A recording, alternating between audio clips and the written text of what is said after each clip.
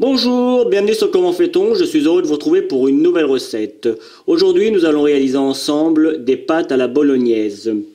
Une recette simple que j'ai un petit peu revisitée, je l'avoue, vous allez voir, et qui est délicieuse. Vous avez les ingrédients directement sur la vidéo, donc place à la recette, c'est parti. Pour cette recette, vous allez avoir besoin d'un hachoir, soit un hachoir à main ou un hachoir électrique, ou alors au mieux un mixeur de façon à pouvoir couper la viande en petits morceaux, voire comme si vous faisiez du steak haché. Alors, si vous n'avez ni mixeur ni hachoir, dans ce cas-là, coupez votre viande à la main, mais vraiment en faisant des morceaux tout petits. Alors, ça va pas être simple. Donc, si vous avez un hachoir comme moi j'ai, je vais vous le montrer tout à l'heure. Vous prenez votre viande, alors sur le coup, on a 125 g de bœuf, 125 g de porc et 2 tranches de jambon. Ça, c'est pour la viande. Hop. Je vais prendre l'habitude de donner les ingrédients, les grammages, en plus de ce que je vous donne. Comme ça, la recette aura vraiment un accès pour tout le monde. Donc, pour la viande, il n'y a pas de difficulté particulière. Il faut que ça passe dans la machine. Donc, on la découpe en fonction. Hop. Quand il y a des morceaux de gras un petit peu plus costauds, on les met de côté. On va les prendre quand même, parce que ça va donner du goût à notre préparation. Et le jambon, lui, par contre, je le laisse comme ça, je le mettrai directement dans l'appareil. Là, vous allez voir, l'intérêt que j'ai, c'est que moi, je vais tout mélanger ensemble. Autant la viande que les légumes, c'est-à-dire l'ail, l'oignon et les carottes. Je vais tout mixer et après, je vais passer à la cuisson. Allez, alors, pour mixer, il n'y a rien de compliqué, hein. On va mettre tout ça dans mon petit hachoir. Alors, juste... j'ai rajouté 2 carottes, une gousse d'ail que j'ai coupée en deux pour enlever le germe à l'intérieur et un oignon que pareil j'ai coupé en morceaux de façon à pouvoir le passer plus facilement. J'ai également une branche de céleri, une petite, et puis après j'ai du thym et du laurier, mais ce sera pour la suite ça. Alors j'allume, ça va faire un peu de bruit, c'est juste pour vous montrer comment ça marche.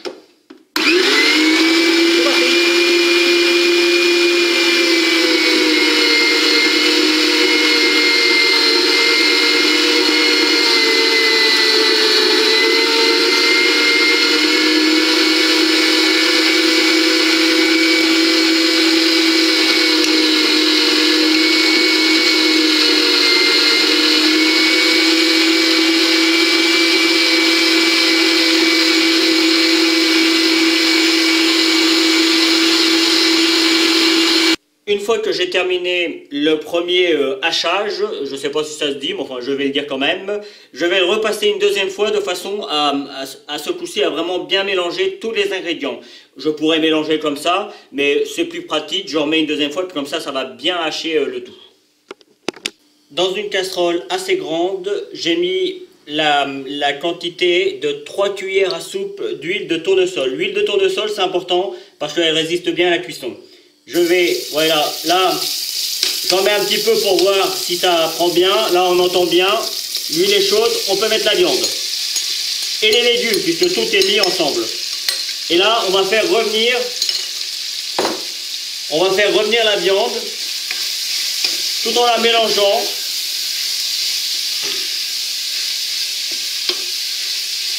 Je vais saler et poivrer, hein, j'y pense, mais je vais le faire après. Une fois que l'on aura rajouté le vin et les autres ingrédients. Au moment où on va laisser mijoter en fait. Donc là, je vais laisser cuire pendant quelques minutes.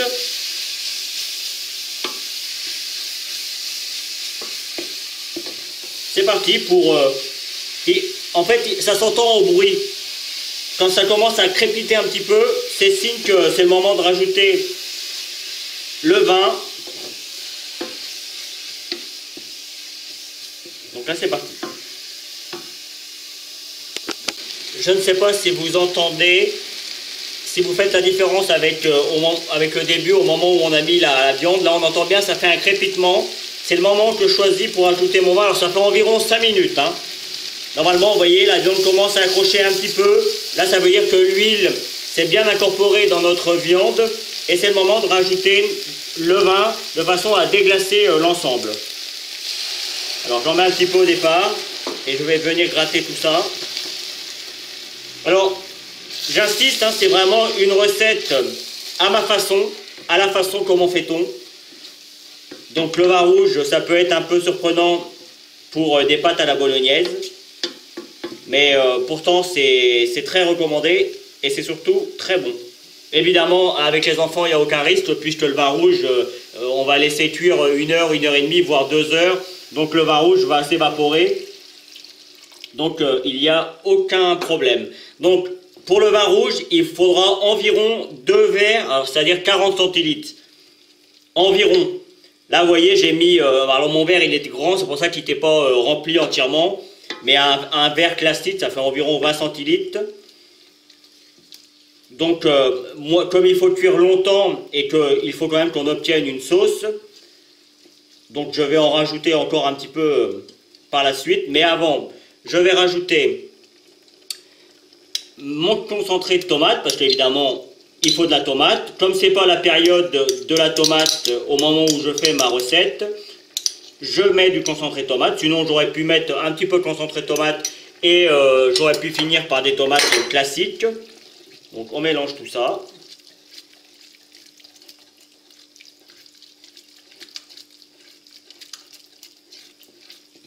Voilà. À partir de là, je vais pouvoir commencer à saler et poivrer. Alors là, c'est à contenance, hein.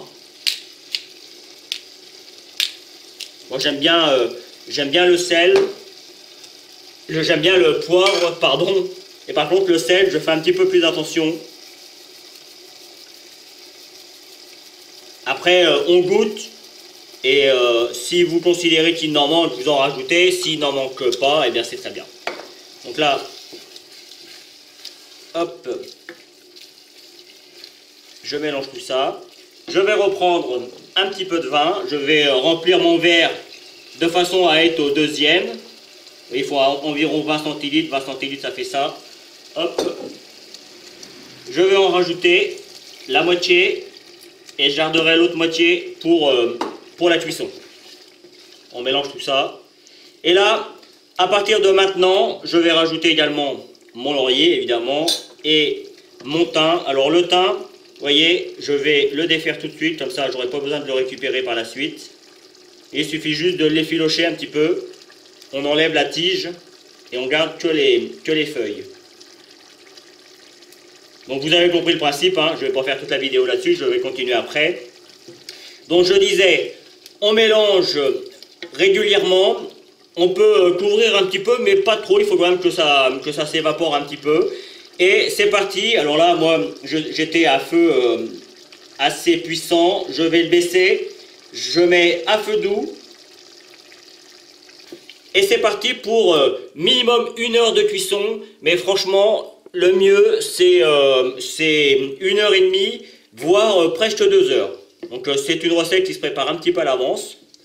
Je ne vous le cache pas. Et là, c'est parti pour la cuisson. Alors, chose que je n'ai pas dite, mais évidemment, vous n'êtes pas obligé de rester devant pendant 1 heure et demie. Hein. Là, il y a quand même pas mal de jus. Il faut tous les 15 minutes venir vérifier qu'il y a suffisamment de jus pour éviter que la viande n'accroche et puis que ce soit trop sec. Hein. Le but de la bolognaise, c'est quand même qu'il y ait du jus. Donc voilà, mais comme là ça cuit vraiment à feu très doux, c'est plus facile d'ailleurs sur une plaque avec du gaz, on arrive mieux à faire les puissances, à obtenir des puissances plus faibles. Avec la plaque électrique c'est un petit peu plus compliqué, après ça dépend des plaques électriques. Enfin bon, voilà, hop, je mets une petite assiette, vous voyez, je laisse un petit filet d'air pour que ça s'évapore un petit peu, mais comme ça il y a une grosse partie des ingrédients et puis des saveurs qui vont rester. Allez. Ma bolognaise est maintenant terminée. Vous voyez, il reste un petit peu de jus. Moi, c'est comme ça que je l'aime. De cette manière, on a la viande et puis le jus va venir imbiber les pâtes.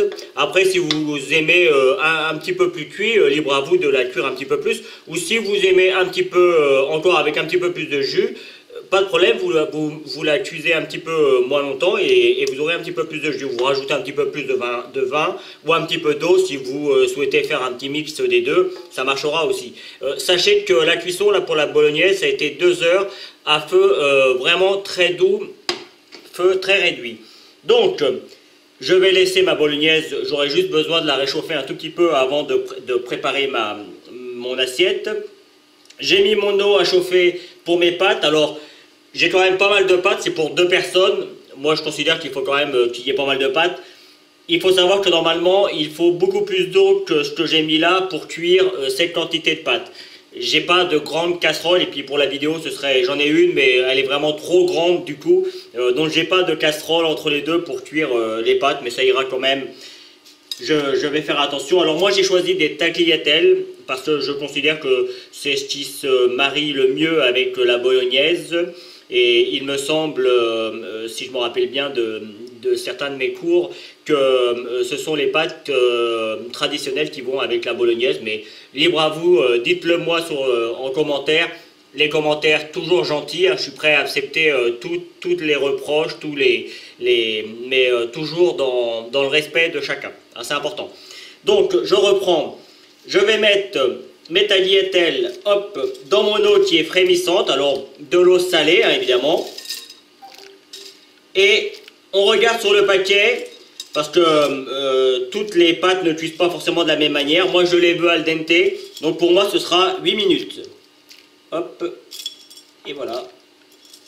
Donc c'est parti pour 8 minutes. Dès qu'elles vont commencer à devenir un petit peu plus molles, je les mélangerai pour qu'elles s'incorporent bien, qu'elles cuisent mieux. Donc c'est parti, 8 minutes de cuisson pour ma part. On regarde, hein, le temps de cuisson, c'est marqué sur le paquet. Si vous avez le temps de les faire fraîches, c'est encore mieux, ou que vous connaissez quelqu'un qui les fait et qui les vend. Franchement, c'est encore mieux, c'est le top du top pour les pâtes à la bolognaise. Mais voilà, moi je sais que la majorité des gens font comme moi, avec des pâtes du commerce, donc c'est pour ça que je prends des pâtes du commerce. Allez, pour le montage de la vidéo, alors évidemment les pâtes sont cuites, je les ai égouttées, elles sont al dente, puisqu'on va encore rajouter du jus, donc ça va se mélanger, c'est pour ça qu'il faut, si vous les faites cuire de trop, après ce sera peut-être un petit peu trop pâteux sur le coup. Donc moi c'est comme ça que je les aime. Alors évidemment vous auriez pu prendre carrément votre saladier, mettre la bolognaise avec les pâtes et puis tout mélanger, hein, ça marche aussi. Moi je vais essayer de faire quelque chose d'à peu près correct, de faire une assiette à peu près correcte. Donc j'ai mis mes pâtes dans un premier temps dans mon assiette. Alors c'est quelque chose qu'il faut servir rapidement, hein. Ça se mange bien chaud. Et puis vous voyez, après je vais venir mettre ma bolognaise pas entièrement sur toutes les pâtes. Je veux qu'on voie un petit peu les différences. Je prends évidemment du jus. C'est peut-être le seul désavantage quand on fait des assiettes comme ça, c'est de récupérer le jus parce qu'il a toujours tendance à être un petit peu au fond de l'assiette, de la casserole. On n'a pas ce problème quand on mélange l'ensemble. Je vais bien en récupérer. Voilà. Hop. Allez, je vais essayer de récupérer un petit peu de jus pour en mettre sur mes pâtes.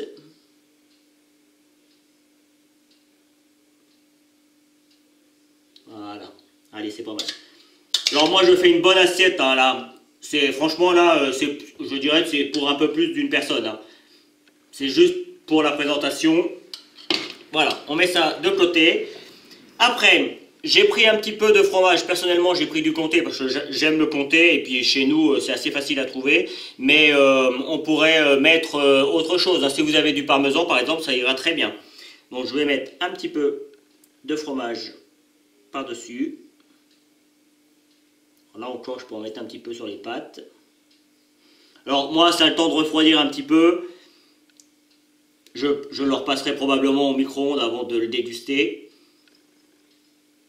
Mais vous essayez de faire ça le plus rapidement possible. Parce que moi, j'ai encore le temps de finir la vidéo, de faire les photos, tout ça. Donc ça risque d'être un petit peu froid. Et vous voyez, pour finir, j'ai pris des petites feuilles de basilic.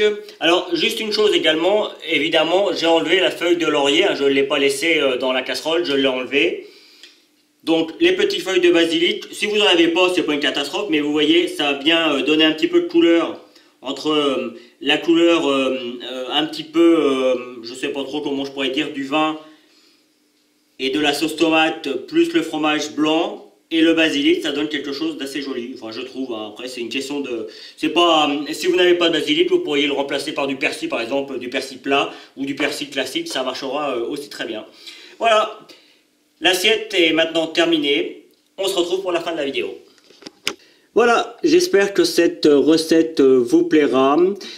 N'hésitez pas à venir me mettre des petits commentaires, à cliquer sur le petit pouce bleu parce qu'il paraît que c'est important. Plus on a des pouces bleus et mieux plus on est mis en avant sur YouTube. Donc pour la visibilité, c'est pas une mauvaise chose. J'aime pas trop le demander parce que j'aime bien que les gens fassent ce qu'ils veulent. Mais voilà, si vous avez le temps de cliquer sur le petit pouce bleu, plutôt en l'air, hein, c'est mieux.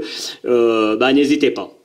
Vous avez certainement dû voir apparaître les liens qui vont vous permettre d'aller sur Facebook, Twitter, Instagram. Là encore, n'hésitez pas, allez y faire un petit tour si vous en avez envie.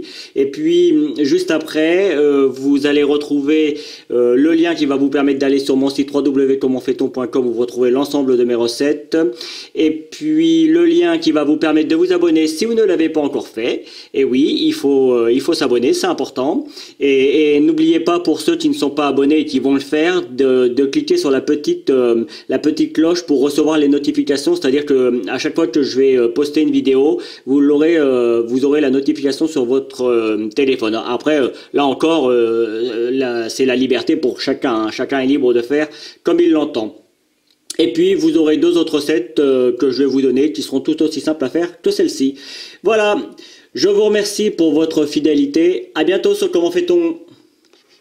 Vous pouvez maintenant vous abonner à ma chaîne YouTube en cliquant ici. N'oubliez pas la petite cloche pour les notifications pour recevoir toutes mes vidéos. Vous pouvez aller sur mon site www.comenfaitton.com où vous retrouverez l'ensemble de mes recettes. C'est ici et je vous donne deux autres recettes, soit qui correspondent à la recette que je viens de vous donner, soit qui est utile pour la recette que je viens de vous donner. À bientôt sur Comment fait-on.